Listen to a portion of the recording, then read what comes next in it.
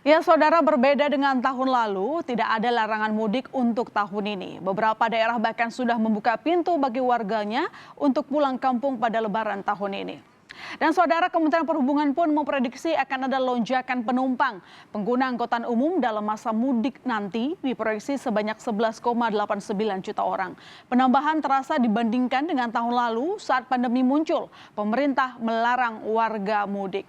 Meski bakal bertambah, jumlah penumpang angkutan umum tak akan setinggi pada masa mudik 2019, yakni 20,04 juta orang. Nah, demikian juga dengan jumlah pengguna kendaraan pribadi diyakini lebih banyak dibandingkan masa mudik tahun lalu. Sebanyak 1,17 juta orang akan memakai sepeda motor, 2,16 juta orang mengendarai mobil via tol, dan 1,56 juta orang menggunakan mobil via non-tol. Kementerian Perhubungan melihat setidaknya ada 3 faktor pendorong mudik. Pertama, langkah pemerintah memberikan diskon PPNBM mendorong kepemilikan mobil kian banyak.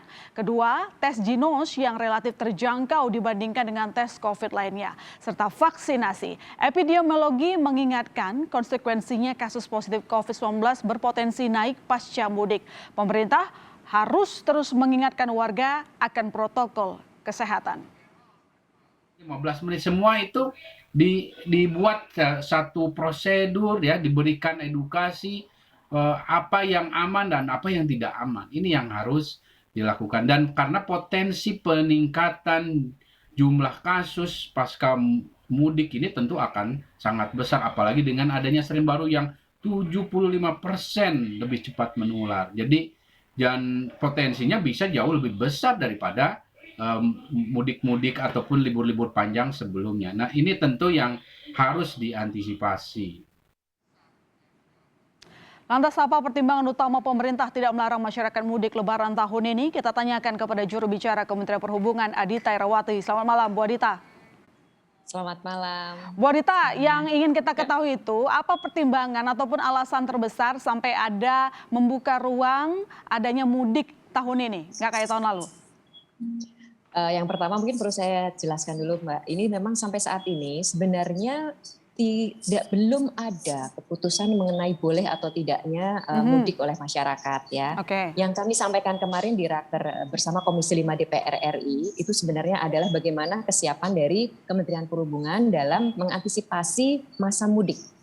Bahwasanya mudik itu diperbolehkan atau tidak, kami masih harus mengkoordinasikannya dengan instansi terkait, khususnya adalah dengan Satgas Penanganan COVID-19 dan tentunya kementerian serta lembaga-lembaga yang memang terkait dengan mudik ini. Jadi sekali lagi Kementerian Perhubungan itu tidak bisa memutuskan untuk mengizinkan atau melarang, karena ini adalah sebuah keputusan yang harus diambil secara kolektif bersama dengan instansi yang lain.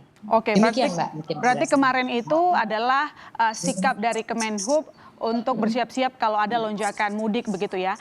Sama seperti yang disebutkan oleh Satgas COVID-19 juga bilang kalau keputusan mudik itu nanti masih didiskusikan begitu. Nah, kemarin di rapat tersebut Pak Menhub sempat mengingatkan kalaupun diizinkan akan ada syarat yang lebih ketat. Nah, seketat apa? Apa bedanya dengan tahun lalu ataupun yang sekarang ini? Ya, ini kami selalu mengantisipasi situasi, segala situasi ya. Kalau kemudian misalnya memang mudik itu diperbolehkan, tentunya kami kan juga harus mengantisipasi dengan ketersediaan infrastruktur serta layanan transportasi umum ini yang pasti aksesnya harus berkesehatan.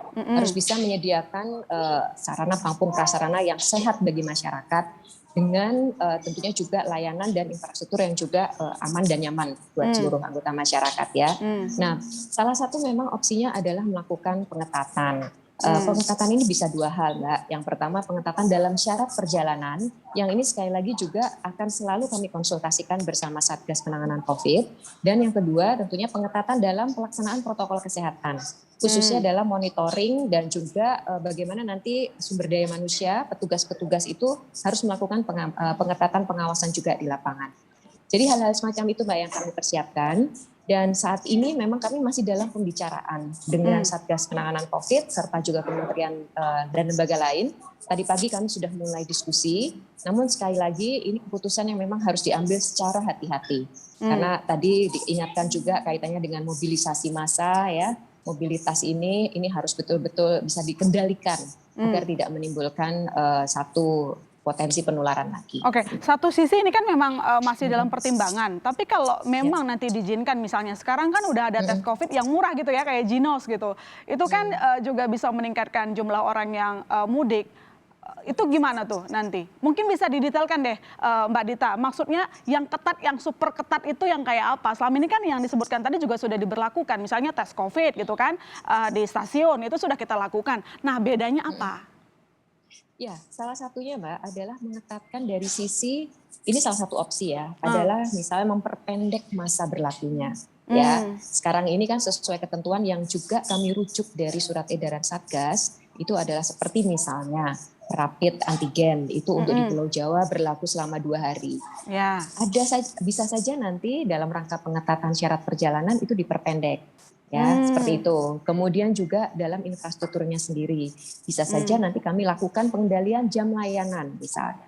Atau juga kapasitas. Jadi ada hal-hal yang kaitannya dengan syarat penumpang dan ada kaitannya dengan tentang infrastruktur transportasi itu sendiri. Seperti tadi pembatasan jam layanan atau pembatasan kapasitas, hal-hal semacam itu. Nah, tapi kembali lagi Mbak, ini semua adalah satu hal yang memang harus kami diskusikan, kami putuskan bersama, sehingga juga itu nanti keputusan yang diambil betul-betul adalah sesuatu yang tepat sasaran dan sesuai dengan tujuan kita untuk bisa memutus mata rantai penularan. Oke, terakhir pertanyaan saya Bu, lantas kapan kira-kira finalnya nih? Karena kan semua harus mempersiapkan diri, mulai dari misalnya stasiun, maksudnya pelaku usahanya pun masyarakatnya harus mempersiapkan diri, biar nanti keputusannya itu nggak tiba-tiba dilarang atau tiba-tiba diizinkan. Ya. Kami tentunya juga berharap ini bisa secepat mungkin ya diputuskan. Kami sudah mulai tadi pagi juga berdiskusi dengan berbagai pihak, tapi memang sekali lagi ini keputusan yang harus diambil secara hati-hati, karena kembali lagi mudik ini kan ritual masyarakat. Kami sudah punya pengalaman tahun lalu di mana mudik memang dilarang ya. Dan untuk tahun ini dengan situasi yang sudah mungkin berbeda, dinamikanya juga sudah kita lalui selama setahun ini. Tentunya akan ada beberapa pertimbangan-pertimbangan lain, ya, yaitu nantinya akan kami jadikan rujukan untuk membuat keputusan. Di samping Mbak, saat ini kami di Kementerian Perhubungan sedang melakukan survei kepada masyarakat terkait tentang animo serta kira-kira perilaku mereka di masa mudik ini akan seperti apa. Jadi misalnya pertanyaannya kaitannya dengan apakah akan mudik atau tidak. Kalau ya, kira-kira di hari apa atau H- berapa, menggunakan moda apa. Jadi ini untuk mengukur ya, untuk kita mencari tahu sebenarnya animo dan aspirasi serta perilakunya seperti apa. Ya ini nanti yang akan menjadi salah satu rujukan kami juga dalam mengambil keputusan serta mempersiapkan prasarana maupun sarana transportasi yang dibutuhkan. Oke, berarti kita masih mengumpulkan data ya sebelum mengetok keputusan. Terima kasih Pak Dita telah bergabung di Berita Utama Selamat Malam. Sehat-sehat selalu. Selamat malam, makasih.